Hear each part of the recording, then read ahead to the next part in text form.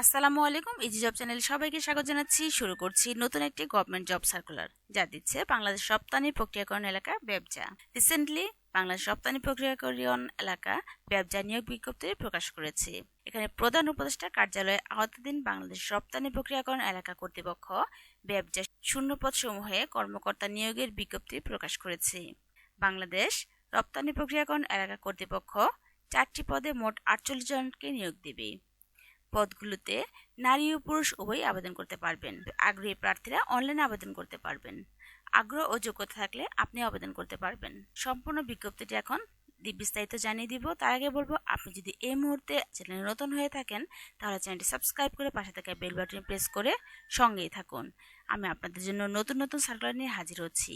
আর যারা এই মুহূর্তে আমাকে ফেসবুক পেজ থেকে দেখছেন তারা অবশ্যই ফেসবুক পেজটাকে ফলো দিয়ে রাখুন, যাতে করে নতুন নতুন সার্কুলারগুলো আসা মাত্র সবাই আপনারা দেখতে পারেন। এখানে বলা হয়েছে পদের নাম নিরাপত্তা কর্মী, পদের সংখ্যা 3টি। তাছাড়া শিক্ষাগত যোগ্যতার মধ্যে থাকছে স্নাতক ডিগ্রি সহ সেনাবাহিনীর অবসরপ্রাপ্ত masters warrant officer, senior warrant officer অথবা বিমান ও নৌবাহিনীর সমমর্যাদাপূর্ণ কর্মকর্তা। এখানে তাদের বেতন স্কেল হচ্ছে 22,000 থেকে 53,060 টাকা। তাছাড়া পদের নাম থাকছে সহকারী নিরাপত্তা কর্মকর্তা। এখানে পদের সংখ্যা 6টি। শিক্ষাগত যোগ্যতা থাকছে এইচএসসি পাস সহ সেনাবাহিনীর সার্জেন্ট অথবা বিমান ও নৌবাহিনীর সমমর্যাদা সম্পন্ন অবসরপ্রাপ্ত কর্মকর্তা। বেতন থাকছে 16,000 থেকে 38,640 টাকা। এখানে পদের নাম নিরাপত্তা পরিদর্শক। পদের সংখ্যা 6টি। শিক্ষা যোগ্যতার মধ্যে থাকছে এইচএসসি পাস সহ সশস্ত্র বাহিনীর কর্পোরাল অথবা সমমর্যাদা সম্পন্ন পদে অবসরপ্রাপ্ত কর্মকর্তা। বেতন স্কেল 11,000 থেকে 26,590 টাকা। পদের নাম নিরাপত্তা প্রহরী। পদের সংখ্যা 33টি। শিক্ষাগত যোগ্যতার মধ্যে থাকছে বেসামরিক প্রার্থীদের ক্ষেত্রে এসএসসি পাস, তবে সশস্ত্র বাহিনী অবসরপ্রাপ্ত প্রার্থীদের ক্ষেত্রে সৈনিক, ল্যান্স কর্পোরাল বা সমমর্যাদা সম্পন্ন পদে 5 বছর অভিজ্ঞতা থাকতে হবে। বেতন স্কেল 8,250 থেকে 20,010 টাকা। এখানে আবেদন শুরুর সময় হচ্ছে 26 সেপ্টেম্বর 2024 তারিখ সকাল 10টা থেকে। আবেদন করা যাবে 24 অক্টোবর 2024 তারিখ পর্যন্ত বিকেল 5টা।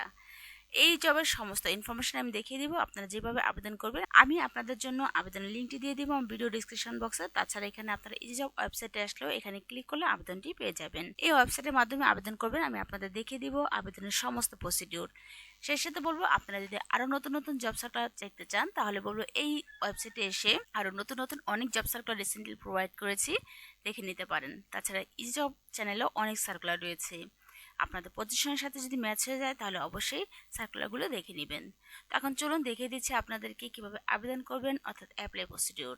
আমি আপনাদেরকে ভিডিও ডিসক্রিপশন বক্সে যে লিঙ্কটি দিয়ে দেবো সেই লিঙ্কটিতে প্রোভাইড করবেন, অর্থাৎ সেই লিঙ্কটিতে ক্লিক করলে আপনারা এখানে চলে আসবেন।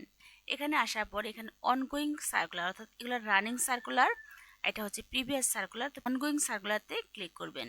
অনগোয়িং সার্কুলারে ক্লিক করার পর এখানে আসবে chief adviser office, Bangladesh export processing zone authority. এখানে রানিং সার্কুলার মধ্যে যা রয়েছে তাহলে এটা আমি সমস্ত বলে দিয়েছে। এখানে আপনি অ্যাপ্লিকেশন ফর্মে ক্লিক করবেন। অ্যাপ্লিকেশন ফর্মে ক্লিক করলে আমি 4টা পজিশনের কথা উল্লেখ করেছি, অর্থাৎ 4টা পজিশনের জন্য তারা অ্যাভেলেবেল পোস্টে লোক নিয়োগ নিচ্ছেন। আমি আপনাদের দেখিয়ে দিচ্ছি সিকিউরিটি ইন্সপেক্টর পজিশনের জন্য। এখানে ক্লিক করার পরে নেক্সটে ক্লিক করবেন, দেন নোতে ক্লিক করবেন, নেক্সট। তারপরে এখানে আপনার কাছে ফর্মটি চলে আসবে। ফর্মটি চলে আসছে, অর্থাৎ এই হচ্ছে সিকিউরিটি ইন্সপেক্টর পজিশনের জন্য। এখানে বিস্তারিত আপনি বেসিক ইনফরমেশন প্রোভাইড করবেন। আপনার নাম, father's name, mother's name, details information এখানে প্রোভাইড করবেন।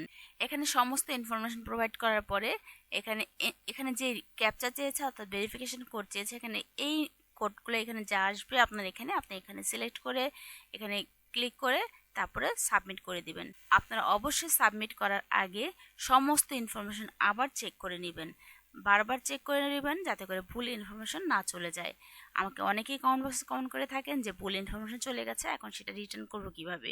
তো আমি এর আগেই বলবো, যখনই কোনো ইনফরমেশন দিবেন অবশ্যই সঠিক ইনফরমেশনগুলো দিবেন, যেন ভুল ইনফরমেশন না দেন, যেন আবার আপনাকে রিটার্ন করতে না হয় বা আবার নতুন করে ইনফরমেশন দিতে না হয়। তাই বলবো বারবার চেক করে নেবেন, যাতে করে ভুল ইনফরমেশন তাদের কাছে চলে না যায়। আর ভুল ইনফরমেশন চলে গেলে তাদের সাথে আপনিও কমিউনিকেশন করতে পারছেন না। তো এই ছিল আজকে জব সার্কুলারটি। ভালো লাগলে অবশ্যই লাইক শেয়ার কমেন্টস করতে ভুলবেন না, এবং সেই সাথে বলবো এই সার্কুলারটি দেখার সাথে সাথে অবশ্যই আপনার ফ্রেন্ড সার্কুলের মাঝে শেয়ার করে দিবেন। একটি শেয়ারের মাধ্যমে অন্যজনের উপকার হতে পারে, এবং অবশ্যই আমাকে একটি গঠনমূলক মন্তব্য করে যাবেন, যাতে করে আপনাদের মন্তব্যের উপর ডিপেন্ড করে নতুন নতুন সার্কুলার বানানো বা আপনাদের চাহিদা অনুযায়ী ভিডিও নিয়ে হাজির হতে পারি। তো আজ এই পর্যন্তই, আমি আবার হাজির হচ্ছি নতুনগুলো সার্কুলার নিয়ে। সে পর্যন্ত ভালো থাকবেন। আজ এই পর্যন্তই, আল্লাহ হাফেজ।